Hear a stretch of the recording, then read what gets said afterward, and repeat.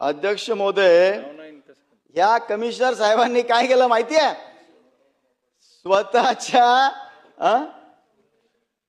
स्वतःच्या घरावर अध्यक्ष महोदय दर महिन्याला आणीबाणीचा विदाऊट टेंडर 67(3) क जो फक्त आपल्याला एकदम आता माझी म्हणजे बिल्डिंगच पडणार आहे कॉर्पोरेशनची किंवा काही भूकंप झालाय अशा वेळेला जो पैसा वापरायचा आहे तो त्यांनी घरी रिन साबण, झाडू, व्हील पावडर आणि साधा सुद्धा नाही अध्यक्ष महोदय 2,92,000 रुपयाचा दर 2 महिन्याला असं केलं.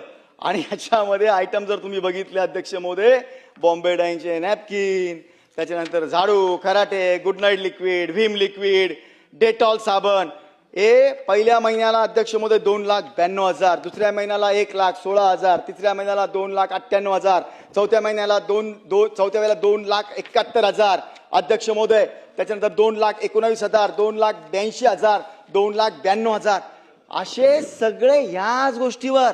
म्हणजे जे लिक्विड, हँगर, डिनर सेट, पेन ट्रे प्रत्येक 2-2 महिन्यामध्ये 2-2, 2.5 लाख रुपयाचे विदाऊट टेंडर अध्यक्ष महोदय घरी अशा पद्धतीने वापरतात. माझा सवाल आहे अध्यक्ष महोदय, काय आपण भाकरी काय लिक्विड मध्ये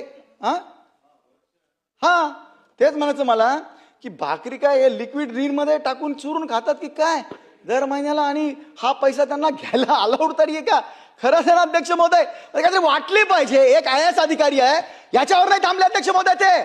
त्यांनी त्यांच्या बंगल्यावर, स्विमिंग पूलवर याच सेक्शनचा उपयोग करून अध्यक्ष महोदय 2,31,00,000 रुपये लाइटिंग लाव, हे लाव.